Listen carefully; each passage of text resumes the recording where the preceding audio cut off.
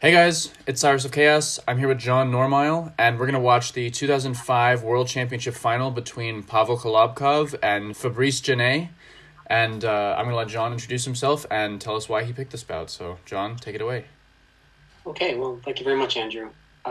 This is Jon Normile. I'm a veteran fencer. I was on the U.S. national team a few times, and I was fortunate enough to be on the U.S. Olympic team way back in '92. So I picked this match to talk about with Andrew because it has one of my favorite fencers, Pavel Kolobkov, who was a couple years younger than me, but I had the privilege of fencing him way back in 1987 in the Junior World Championships in Sao Paulo, Brazil, where it's the first time that he stepped onto the international stage. And I fenced him in the top 16, and surprise, surprise, I lost. And surprise, surprise, he won the tournament. Next year, he was on the Soviet Olympic team. Wow. And it went on from there.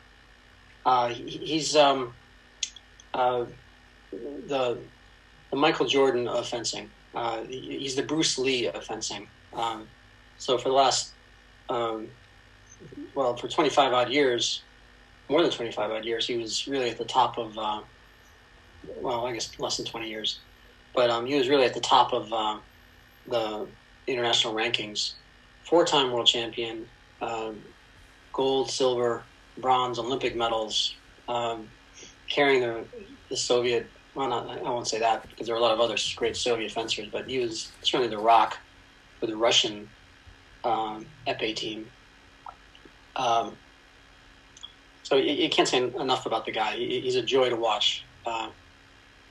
And Fabrice Jeannet, another great fencer, certainly not with the longevity as Kolobkov, but he was a world champion. He was the top guy on the French team, and I think they started their record-tying streak of, I don't know how many World Championship team titles they had, but he was their guy for when that streak started. And here's a little trivia note: the streak ended when they lost to the United States in 2012. So this match in 2005 is actually their second time meeting in the World Championship final, I think, as far as I know, because they also met in 2002. So this is a rematch in that sense, and you get to see both of these fencers at their peak. I guess you could say that Kolobkov is maybe past his prime. He's mid-30s, 36 now. So yeah, he's past his prime, but he's still very, very dangerous, and you'll see some great fencing in this match. Yeah, one of the coolest things to me about Epee, that Epee has over the other weapons is how long you can stay relevant as a fencer for. And not just that, but because there haven't been a huge amount of rule and convention changes, an Epee match in 2005 is still very relevant to watch, whereas a saber match in 2017 is almost already not worth watching. Absolutely. So interesting point. To that end, I like to say that Epee is perfect. It's already perfect. There's nothing more that can be done to change it or tweak it. All right, and on that note, we're going to get started. Okay. And then, just to lead up, Fabrice Jeannet is a very tall French grip fencer. He's very, very tall. Yes.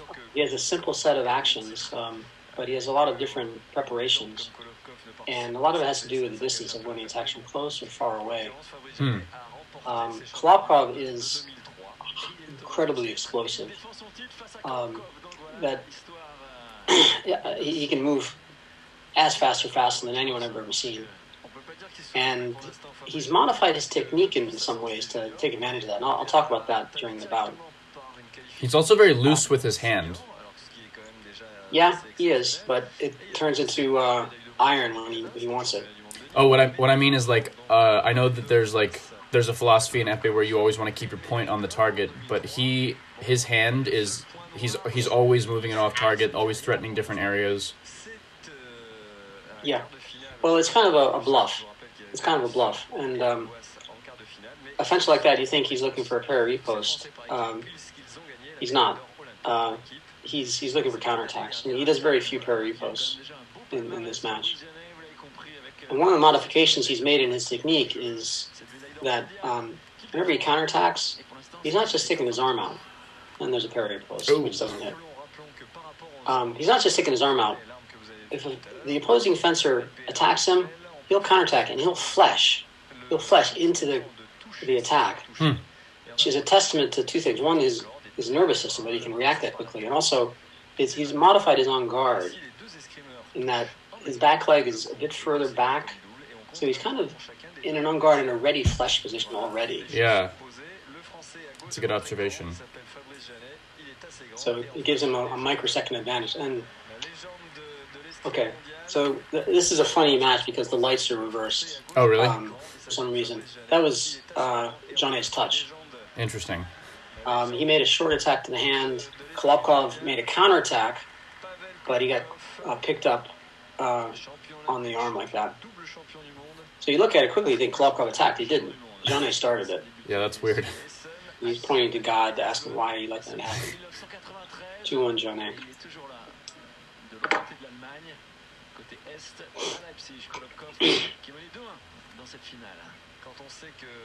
One thing I noticed about this match is they're fencing at an extraordinarily long range.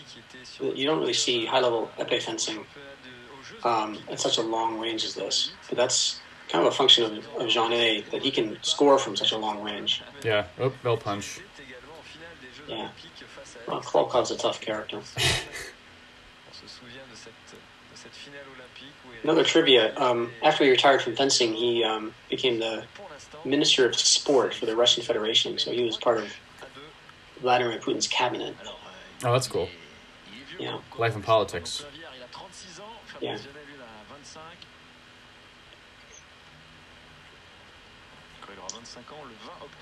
So my impression, I watched this match before, of course, and my impression of this is that neither one of them have a single game plan. They're not trying to... they haven't come up with a single solution, but they're trying all these different things, using their technique and their skills to execute a little bit better than their opponent. Mm.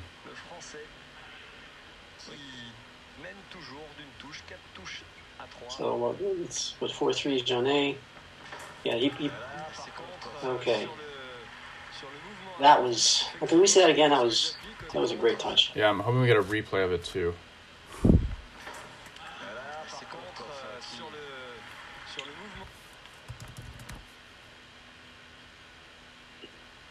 So that's an example of Kolobkov's unbelievable explosiveness.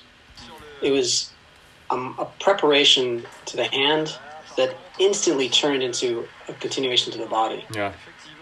And it caught Jeannet kind of flat-footed in that he actually tried to parry. Yeah, which is not something he loves doing. Parry, but yeah. it caught him where he lost control of himself, so to speak, in a way. And he ties it up. It just goes to show you, even in World Championship finals, you can sometimes be caught in a bad position. Oh, yeah. Oh, definitely. And you'll see it happen the other way, too, later on in this match. So, Jeannet's getting a little closer now, trying to do a feint deceive. Kolobkov picks him up with a parry.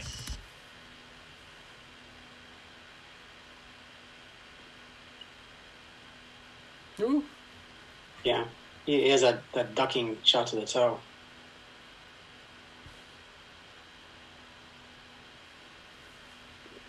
Jeannet even did a couple of disengages, but Kolobkov got the blade anyway. He got it anyway. Supposedly, when Kolobkov was taking lessons from his coach would use an epee that didn't have a tip on it. Ooh. I met him once. He told me about that. Sounds very Russian.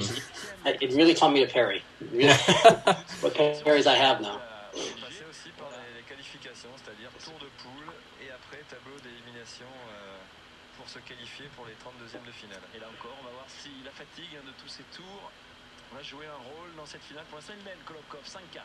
So now we're going to see a different approach from Jeannet. He's trying something else. Kolobkov qui gère bien la distance.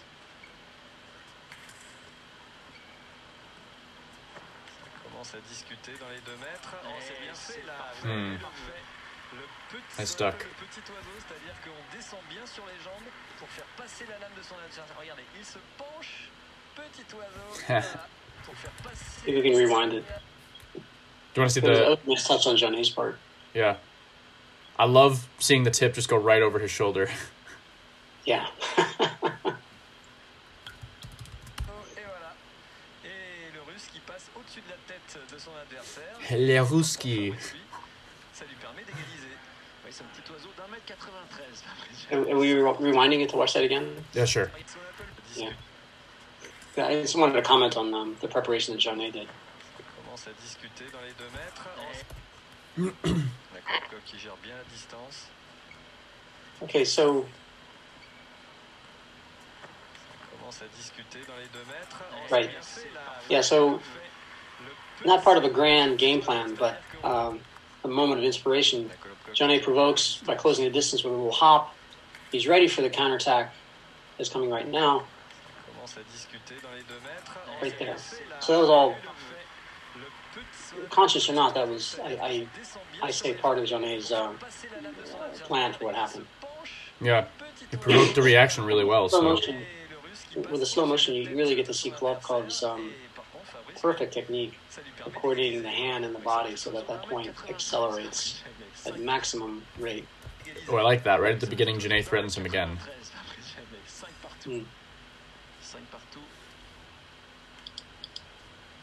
Très bien joué là de la part du Français. Ça va faire un peu douter le Russe sur ses préparations d'attaque. I like the way that most of the time when Jeannet is threatened, Kolobkov is threatened, he just backs up. But then sometimes he'll go in instead. Yes. Yeah. Ooh. Yeah. Amazing touch. So Kolobkov made the attack. Again, it looked like Jeannet was trying to do the same thing, provoking. Kolobkov attacked. He was short. Jeannet missed, and then the remise on the flesh. Yeah. Sometimes it doesn't go your way. Yeah, those remise fights always feel like a little bit lucky to me. Like the setup for the action was very good. It was just like the execution in the end from Kolobkov was like a tiny bit better. Yeah. And is that luck or is that the result of skill and talent? Yeah.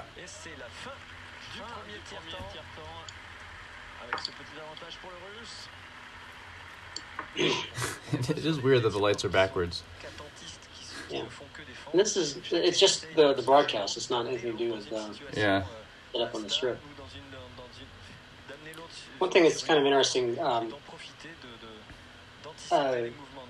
Jeannet, he's talking to his coach, Stéphane Riboud, the old French national coach, brother, I think, of Philippe Riboud. Kolobkov, he walks alone. Doesn't have a coach to tell him what to do. He's obviously held in very high regard. He doesn't have a coach with him. So, what would you be trying to do differently as each of these guys going into this next period? I knew you were going to ask me that. You asked me. You would ask that question. Well, and again, like last time I did one of these with you, it's hard for me to answer because I know how the bout goes. But I'll answer it anyway. One strategy that seems to work pretty well for Jeannet is to attack from a really long distance. Because if you attack from like a regular distance, a close distance, Kolobkov's counterattack is right on top of you, and the technique for any kind of action in epee and also in foreign sabers is you start with a hand and you start with a foot and you're still extending, you're still lunging. So it's a smooth progression of the point with your arm and your body and your legs behind it. Mm-hmm.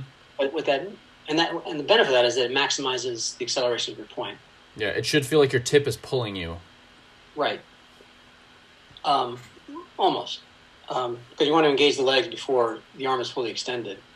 Because otherwise it takes too long. Mm-hmm.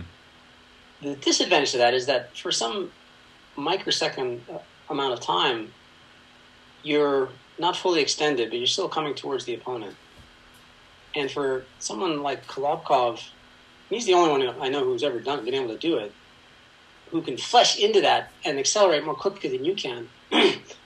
It's basically like coming forward with the arm backwards, or arm not extended.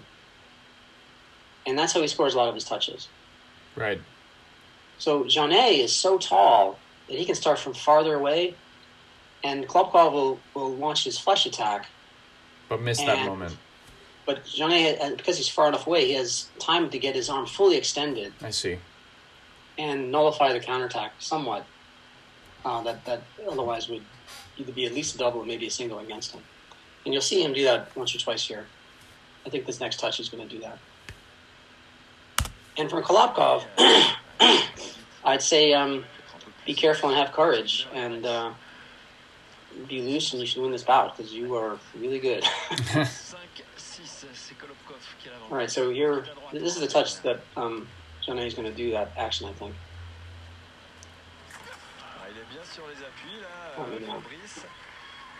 It was an attack from far away. Right, yeah, it was an attack from far away, but he still got that flesh counterattack. Quick change while he switches the blade. Fabrice Jeannet tire avec son appel une poignée droite, c'est-à-dire un manche comme un manche de couteau que l'on peut tenir soit au fond de la coquille, soit tout à fait au bout pour gagner un peu d'allonge. That was an emphatic parry. Force sur les actions offertes que l'on peut faire sur son adversaire. Et de l'autre côté, Pavel Kolobkov qui lui a une poignée orthopédique, c'est-à-dire yeah. These guys are moving. Both of them are very mobile. Oui, alors je vous disais, Pavel Kolobkov, poignée orthopédique avec des ergots qui permettent d'avoir beaucoup plus de force quand on s'appuie sur la lame de son adversaire, de faire des prises de fer. Jeannet is looking like he's trying to get close to do a feint deceive off of that, all of Kolobkov's hand actions, trying to find a hand tempo.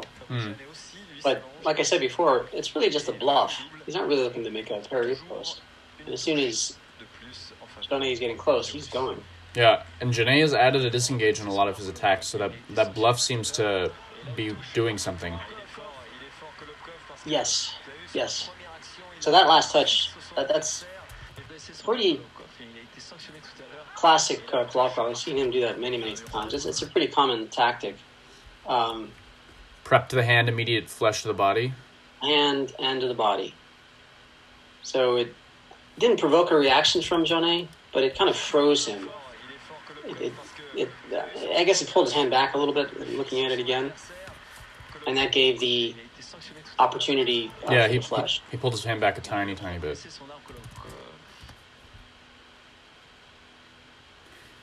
So you can't ask for a more perfect flesh than that. Yeah. So when I'm preparing on defense in Saber, which I think is kind of similar to these like neutral game preparations in Epee, my philosophy is like if you do a lot of provocations, then one, your opponent will have to start reacting to them, or two, your opponent will start to ignore them. But either way, it gives you an opportunity to do something, because if you put your opponent in a position where they start to ignore your preparations, you can create a moment of unreadiness in them. Whereas if they're reacting to it, you can capitalize on it in some way. But that time, it was like Jeannet ignored Kolobkov's preparation, and he punished him for ignoring it by fleshing into him. Yeah, exactly. And even more so, he ignored the first, and Kolobkov was able to do the next action, the real action, getting a lot closer, like basically starting the flesh before Jeannet even realizes it. Mm-hmm. Getting so many milliseconds of advantage to get a single light. Yeah, but I'm asked a lot, like when I do a preparation and my opponent ignores me, how do I overcome that? It's like, well, make them respect you and stop ignoring you, and I think that was a really good example of that. Yes. So the answer to that question is to take the courage to commit in that case and use that as an advantage for you. Yeah, there has to be some sort of threat behind your preparations. Whether it's the parry or the flesh, like your opponent has to think that there's something backing it up. It looks like Jeannet is trying to attack from a close distance now, looking for a feint to see off of Kolobkov's hand tempos, but it doesn't really work. And the best you can get is a double.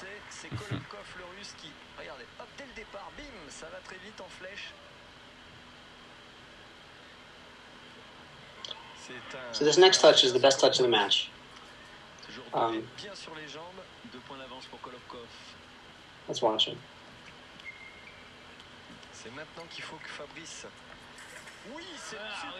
Wow. Yeah, again, caught him sleeping a little bit. Well, yeah. He caught him sleeping because it was the last thing he was expecting. Yeah. It was from way away, really far. And Kolobkov wasn't expecting a real attack to come from that distance, so he wasn't ready with the counterattack. It takes a huge amount of courage, which Jeannet obviously has, to go deep like that with the low feint. Yes, I really like that Kolobkov reacted so strongly to that low feint, and he went around it this time. So, and then you look at Kolobkov's expression. Yeah, you got me. Nice touch.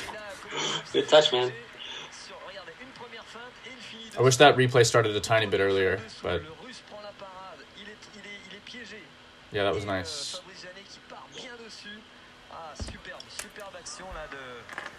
De Fabrice Jeannet qui lui permet de revenir maintenant à une touche. Il redresse son arme. Il faut qu'il continue comme ça. The adjustment I see now, Kolobkov is a little more careful with his hand preparation. He's not quite as wide. Maybe to adjust for that. Yeah, maybe. And I think Jeannet is looking to make those long attacks now. So he's bouncing around, opening up the distance, looking for an opportunity to attack from that distance that he has an advantage, like there.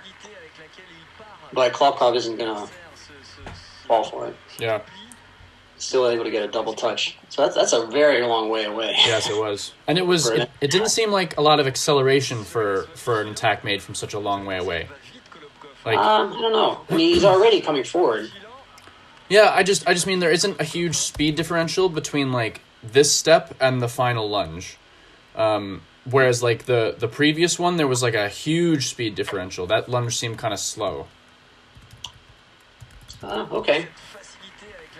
It seems like the absolute velocity seems like that's his speed, and maybe the differential. Yeah, I agree, because as I said, he's already moving forward. Yeah. You can only accelerate it so much.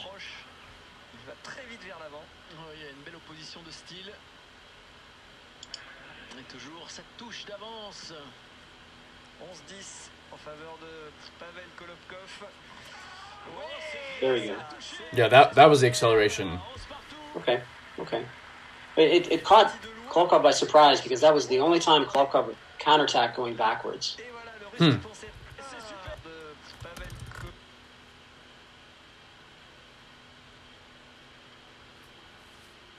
Yeah.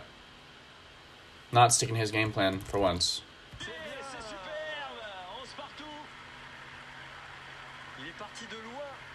But it's not so much losing his game plan, like a conscious decision to do something else. He just got caught. Yeah. You can't maintain perfect awareness and perfect balance all the time. It's true. It's very difficult. Match like this, the defenders are trying to find that micro moment where their opponent's not quite ready. Yeah. And not just find the moment, right? Create it too. Yes, of course. And here, this touch, my notes are correct, this touch is an example of Jeannet trying to create something, but it's not going to work. Again, these guys are moving a lot.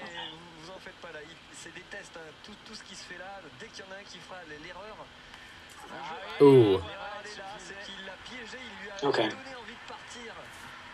That was really nice. I hope the replay for that one is... What a great flush. Yeah, that was fantastic. So was Jeannet really trying to him on the foot or trying to set something up? It looked pretty real to me. At least we'll see how close it was when in the slow-mo. But I thought he was very close to actually hitting the foot.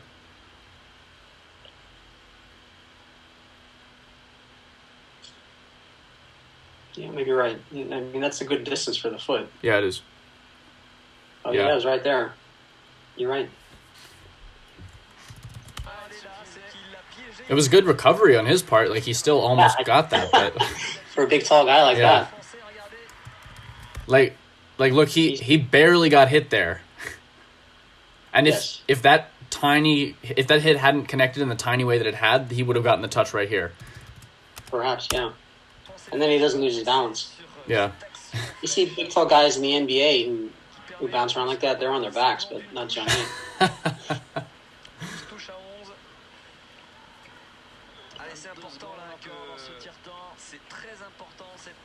Ooh. Incroyable. What's the score now? 12-13? I think so, yeah. There have been a lot of doubles this match, haven't there? Yeah. Well, it's Kolobkov's approach. He's trying to double out with that counterattacking flush. Yeah, I guess in general, if you're more willing to counterattack than to take a parry, there are gonna be more doubles in the match in general. Well, depending on what kind of attack it is. Mm-hmm. A compound attack, no. These basically simple attacks that Jeannet is doing, then yes, because the point's pretty much always on the line. But any kind of compound action or complicated action, counterattack would keep a single light. Yeah, I see what you mean. These guys just kind of are like their styles are kind of geared towards a lot of doubles when they match up together. Yeah. And again, Kolobkov is alone thinking about stuff, and Jeannet is sitting talking to his coach. Kolobkov walks alone.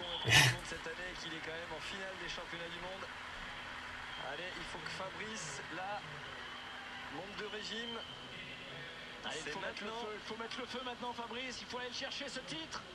Une touche de retard. 13-12, le premier à 15, on le rappelle. Il n'a pas le droit à l'erreur. Come on, I hate this angle. Oh, that was even worse. There we go. Dans ce deuxième tiers-temps, un peu moins, 2 minutes 30. Ooh. I see what you mean about the faraway flesh. Kolobkov like loses his moment to counterattack. Well, he had it there. He didn't lose there. See, I mean, he's fleshing. There's two fleshes coming together. Yeah. How extraordinary is that? Yeah. So Jeannet is trying to catch him in a transition moment. Out, yeah. But it's not enough. If he went backwards, Kolobkov went backwards with a mortal human counterattack like this, one like Jeannet.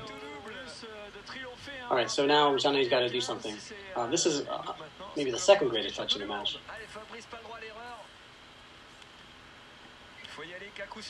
And I think it builds on a touch from before where he got hit on. Let's watch. Ce serait énorme, un 4e titre mondial, mais on souhaite que Fabrice prenne le devant. Allez, provoque-le. Oh my God. Yeah. So he went to the toe, knowing that Kolobkov was going to flush right at him. He did it with some adjustment of the distance, and he came up to do an opposition counterattack. Yeah, that one didn't look as real as the other one. Right. So that was his big gamble, which worked. 14-14, tied it up in the World Championship final. I mean, Kolobkov is a great fencer, but Jeannet is also a great fencer. Yeah. And both of them are very tired. Both of them sucking wind.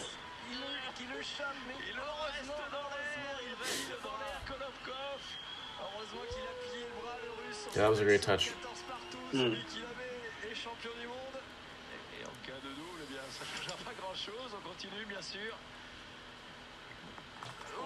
Oh my God. So now, like I said before, there's no real game plan, but they're happily trying to come up with surprises or something that the opponent's not expecting. He's getting tired too. They're both exhausted. Yeah. Attacking from close, attacking from far away. Little imitations, fading away to the hand. You'll see all kinds of stuff. I love the respect here from both of them to tap each other about that touch. Yeah, they're sportsmen. Yeah. They're sportsmen. And they have so much respect for each other too, of course. Indeed. Feel a touch on the toe. Have there been any actual hits to the foot in this match? Like, has anyone scored by hitting the foot? I don't think so. I don't think so either. Yeah. That's how Kolobkov won his gold medal in 2000 on the foot versus Fabrice. When he fenced Seth Kelsey, he hit Seth on the foot a lot. Oh, did he? Yeah.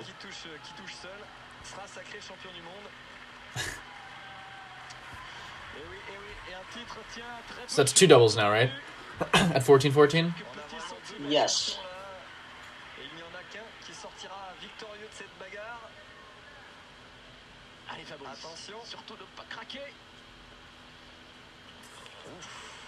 Et c'est vrai qu'il est joueur Kolobkov.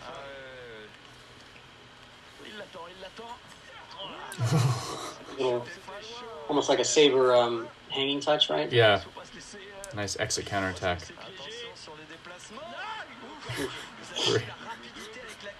See how tired they are? So that was Kolobkov's classic hand prep, flesh to the body. Yeah. And it's testament to Jeannet that the default is a double. Yeah. He's so good at getting his tip on in those situations. And there you go. The rapture.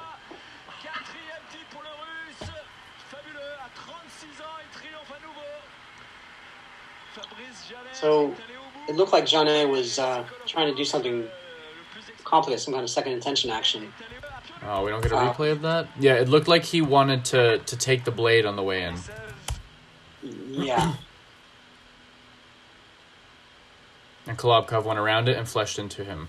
Right. And I think the fatigue for Jeannet was a big factor in that. And there you have it. What an incredible match. Yeah, that was good. Good choice. Any closing thoughts on the bout? Well, I think I shared my summary at the beginning that this was a match that didn't have a single game plan. I don't think these fencers were trying to discover anything new about each other because they'd fenced each other before. This was a match where they were trying to execute as well as they could and looking for those magic moments. Yeah. And being very careful not to fall into the other fencers' tricks and traps. Yeah, and they both did a really good job of that. Neither one was able to break the other person open ever. I think the biggest score differential was 2 touches, right? Yes, it was. And there were like at least 7 or 8 doubles. Yeah. I mean, there were some funny touches on the part of Jeannet, meaning funny touches where he got, it looked like a mistake, but it was more that he was trying something. Mm-hmm. And Kolobkov caught him. But he didn't really repeat that. So he adjusted right away and didn't. He was very aware. Yeah. And likewise, Kolobkov too, was very aware. And he would get hit on something and you'd change immediately. I'll finish with this little anecdote. That, like I said, I fenced Kolobkov at the Junior World Championships decades and decades ago. And I guess it was about 10 years ago, he retired fencing. It was 2009. He was doing camps around the world, and he came to New York and he did a camp at the old Metropolis Fencing Club. And I was, I jumped at the chance to spend a day and get to fence him. So one thing, I walk in, everyone's there, he's there, and I go up and I say, I introduce myself and say hello to him. And he says, you, 1987, Sao Paulo. Yes, I remember. You used a pistol group back then. Yeah, we fenced in the 16. And that's pretty amazing. Hold on. And I remember you took your 6 a little bit high, so I did a high-low attack a lot of times. You remember that? No, I don't remember that.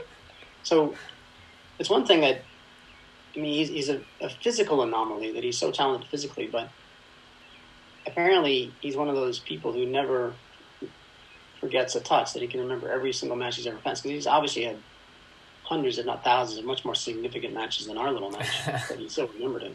Yeah, that's pretty cool.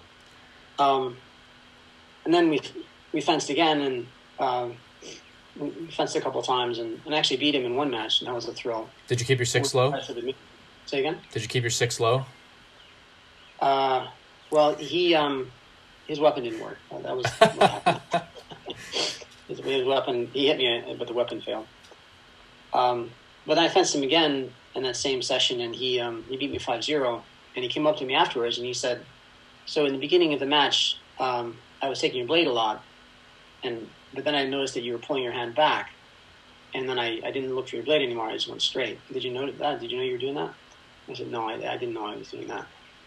So the lesson is this, that a great fencer can adjust what they're doing without getting hit. They can adjust based on what they observe in the middle of a point.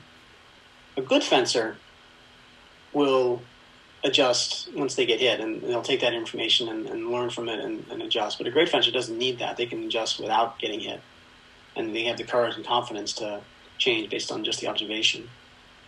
And then an okay fencer, they'll get hit 2 or 3 times, and then decide to change. And then a bad fencer will never change. Right. So I think that's a good metric to use for anyone's fencing, and what it takes for you to change what you're doing to respond to getting hit. I like that. And it's so important to be able to change on the fly, because even if you have a great game plan going into the bout, if you find that it's not working, you need to be able to adjust quickly and, capitalize on the mistakes that you're seeing and creating in the other person. So right. And that's what fencing is all about. That's what makes fencing fun. Yeah. Fencing isn't just a physical exercise. This is the mental aspect. This is the true beauty of the sport. That kind of interaction and dynamism. Yeah. Which makes it so exciting. And you'll see some people who do well very occasionally, like they'll get a medal once or twice a season, and then you'll see other people who are in the top 8, the top 4 every single time. And for me, the difference between those people is their ability to adjust. Like if you're just in the top, every once a year or something, it could mean that you have a strong game, but that you're not very good at adjusting it, because if you have a good day with people who align well with your style, you make the final. But someone like Kolobkov can change his game up enough that it really doesn't matter who he's fencing. It's just the ability to process and notice those things and take advantage of them. That's so important. Yeah, so. Absolutely true. He also said in that same session that very often in his fencing career, the first part of the bout, or the middle part of the bout, where he's learning what he has to do against a given fencer, can take however long it takes. But then once he knows, then the end of it is very quick, and he'll execute on his plan, which is a testament to his courage and his ability to do that. Yeah. I kind of felt that way watching Tagliario as well. A lot of the beginning of the match was spent probing and trying things, and he would often be down in his bouts, and then at the end it wouldn't even be close anymore. Right. So. Oh yeah. He was a master at that. Yeah. It's a much I prefer that style of fencing a lot more than to just like wait in a good position and kind of try to find the mistakes that your opponent is making and capitalizing, because either way it's on you. Like how much of an influence did you have on the other person and how well you were able to execute at that point. So yeah, who's the top Ukrainian fencer right now? Nikishin. Right. Yeah, he's I think an example of that. Yeah. A very defensive in the sense that he's building a fortress of technique and tactical choice and daring anyone to try and knock on the challenge door. Him, yeah, exactly. And punish mistakes while someone's trying to figure it out, and just fence very conservatively until the bout is over. Yeah. It's a like there's no denying that it is effective. It's just not my favorite style to watch. Yeah. Anyway. All right. Well, thank you very much. Thanks for this opportunity for me to chat about these great fencers and great fencing matches. Yeah, of course. Always great to learn from someone with as much experience as you have. Thank you so much, John. Oh, my pleasure. Thanks for saying so. Ciao. Ciao.